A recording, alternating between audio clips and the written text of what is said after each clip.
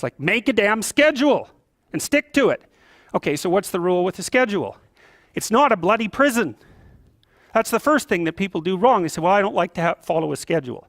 Well, it's like, well, what kind of schedule are you setting up? Well, I have to do this, then I have to do this, then I have to do this, you know, and then I just go play video games, because who wants to do all these things that I have to do? It's like, wrong. Set the damn schedule up so that you have the day you want.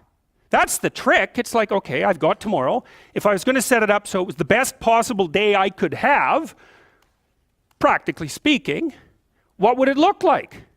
Well, then you schedule that, and obviously there's a bit of responsibility that's going to go along with that, because if you have any sense, one of the things that you're going to insist upon is that at the end of the day, you're not in worse shape than you were than at the beginning of the day, right? Because that's a stupid day. If you have a bunch of those in a row, you just dig, you know, you dig yourself a hole and then you bury yourself in it. It's like, sorry, that's just not a good strategy. It's a bad strategy. So maybe 20% of your day has to be responsibility and obligation, or maybe it's more than that, depending on how far behind you are. But even that, you can ask yourself, okay, well, I've got these responsibilities. I have to schedule the damn things in. What's the right ratio of responsibility to reward? And you can ask yourself that, just like you'd negotiate with someone who is working for you. It's like, okay, you got to work tomorrow. Okay, so I want you to work tomorrow. And you might say, okay, well, what are you going to do for me that makes it likely that I'll work for you?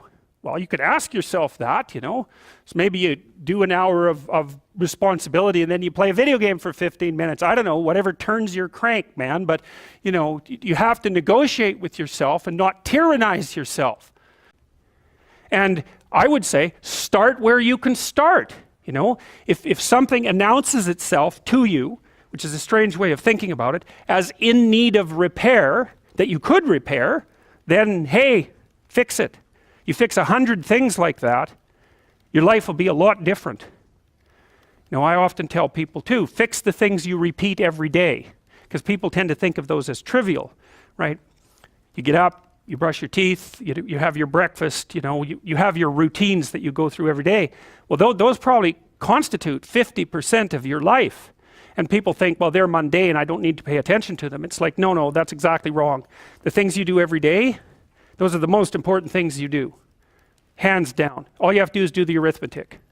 You figure it out right away. So 100 adjustments to your broader domain of being, and there's a lot less rubbish, and there's a lot less rubbish around and a lot fewer traps for you to step into.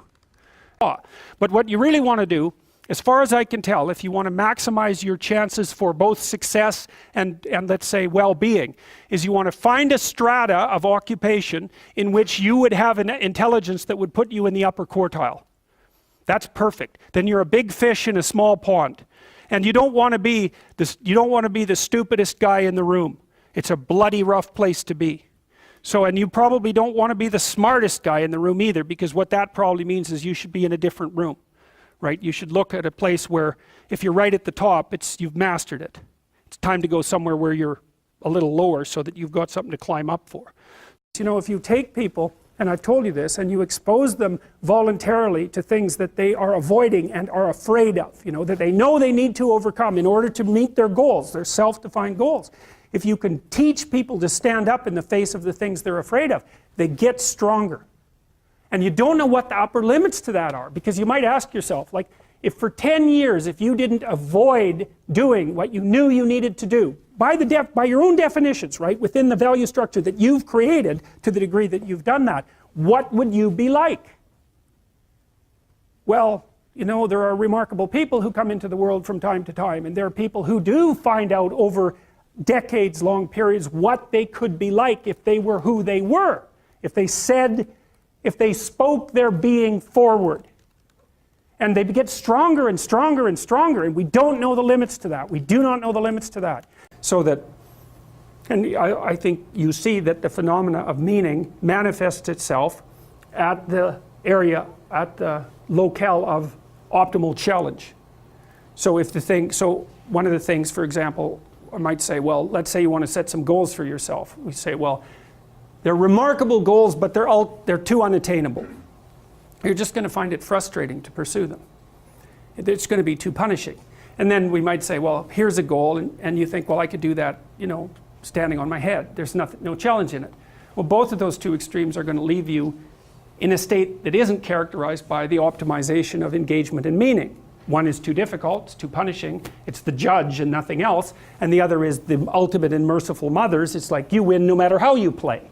So then you calibrate it, you say, well, you know, that the world shifts itself around your aim, because you're a creature that has an aim. You have to have an aim in order to do something. You're an aiming creature. You look at a point and you move towards it. It's built right into you.